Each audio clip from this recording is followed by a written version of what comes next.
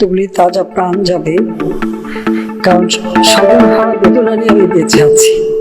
আসসালামু আলাইকুম সবাইকে, আশা করি সবাই ভালো আছেন।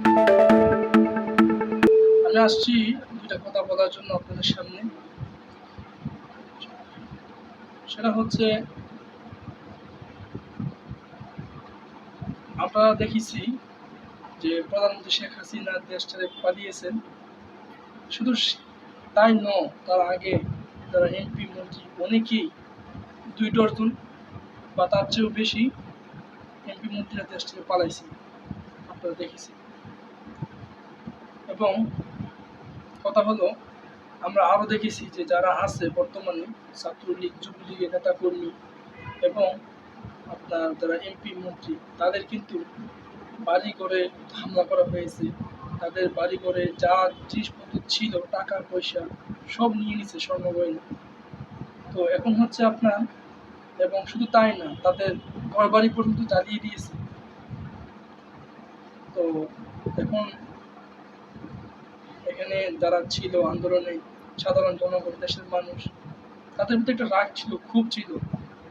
মানে কেন দেখেন, তারা তারা 15-16 বছর পর্যন্ত ক্ষমতায় ছিল এবং তারপরেও কিন্তু হাসিনা জায়গা হয়নি, দেশ ছেড়ে পলাইতে হয়েছে।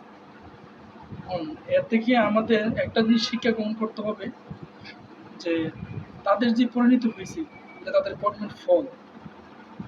যেমনটা হওয়ার কথা তার চেয়ে বেশি কিন্তু হয়ে গেছে।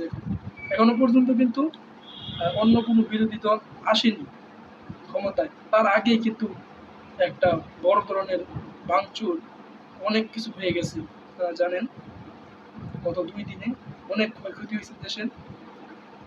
সাধারণ জনগণ সবাই কটাইছে এই জিনিসটা, আগে করেছে। তো এখানে বাধা দেওয়ার মতো কারণ সত্যি নাই। তো এখন হচ্ছে এই জিনিসটা দেখে আমরা সকলে একটা জিনিস শিক্ষা গ্রহণ করতে পারি। পরবর্তীতে যারা আসবেন ক্ষমতায়, বিরোধী দল, তাদের উদ্দেশ্যে বলতে চাই যে দেখেন, ক্ষমতা হাতে পেয়ে ক্ষমতার অপব্যবহার করতে নেই, জুলুম করতে নেই। জুলুম করলে এই যে দেখছেন আজকে দেশের মানুষ তাদের বিরুদ্ধে সংসদ পর্যন্ত, গণভবন পর্যন্ত ঘিরে করে ফেলছে এবং ওইখানে যা তা ছিল সব কিছু নিয়ে ফেলছে, ভাঙচুর করে ফেলছে। এটা শিক্ষা নিয়ে বিষয়।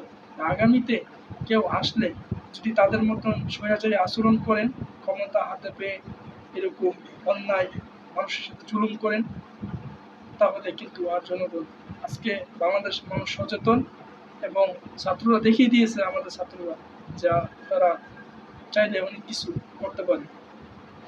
তো সামনে আগামীতে আপনারা যারা আসবেন, ইনশাল্লাহ তারা জনগণের পাশে, দেশের জন্য ভালো কিছু করবেন। অত্যাচার, জুলুম, অপব্যবহার করবেন না ক্ষমতা হাতে। যদি করেন তাহলে তাদের মতো এমন পরিণত হবে। বাংলাদেশের জনগণ কাউকে ছাড়বে না। ভালো থাকবেন সবাই। আল্লাহ হাফিজ।